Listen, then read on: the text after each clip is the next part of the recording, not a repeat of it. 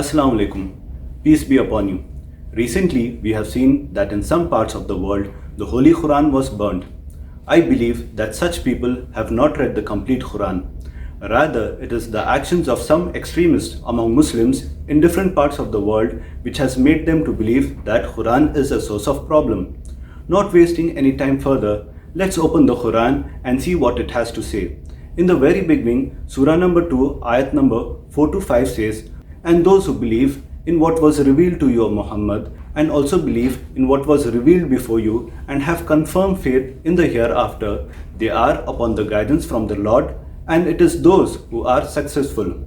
Here, the ayat speaks about previous scriptures which were revealed by God and not written by human beings. Revelations like Injil or Gospel, Old Testament, and even the Vedas are associated with Almighty God. Vedas are called Shruti or Ishwani.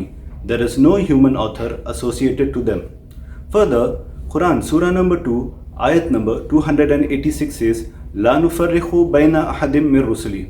We make no distinctions between any of his messengers.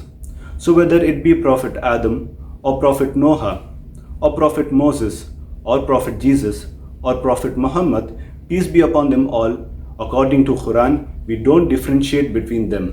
Prophet Adam, peace be upon him, was sent to India.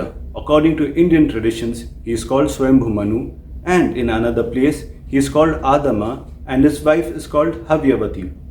Similarly, Prophet Noah, peace be upon him, or the Noah of Great Deluge, was from India.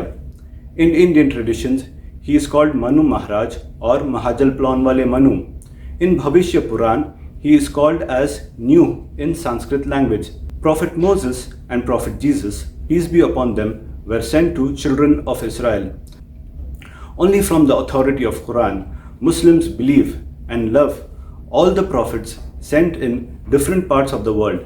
In fact, you would find Muslims naming their children as Adam, as Noah or New, as Musa or Moses, as Isa or Jesus, and as Maryam, etc., etc. Almighty God addresses the people of the previous scripture in the Quran at different places.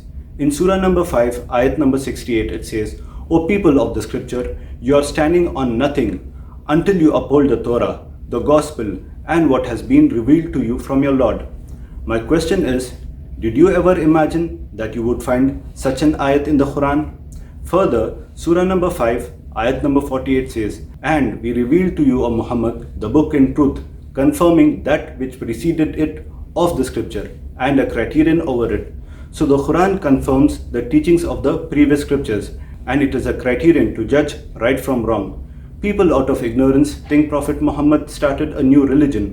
However, Quran, Surah number 42, ayat number 13 says, "He has ordained for you of religion what he enjoined upon Noah, and that which we revealed to you, O Muhammad, and what we have enjoined upon Abraham, Moses, and Jesus, to establish the religion and not be divided therein." So Prophet Muhammad, peace be upon him, was given the same religion as that of Prophet Noah, Abraham, Moses, and Jesus, peace be upon them all. And we have to establish the religion and not be divided therein. The religion of all the messengers is the same, only language and era of revelation has changed. No messenger started a new religion. So these were few teachings of the Quran, which is final revelation from God and a guidance to whole of mankind. And we Muslims failed to deliver it to the people. Many a times our actions were totally contradictory to the teachings of the Quran. So the blame is on us who are Muslims. Because of our wrong actions, people spoke against the Quran and the Prophet Muhammad, peace be upon him. Finally, I request the viewers not to believe blindly in what I have said. Rather, I would recommend you to verify the references given in the video. Please share your thoughts in the comment section. If you like the video, please share it so that people could benefit from the knowledge and peace prevails in the world. Thank you for your time and patience. May peace be with you.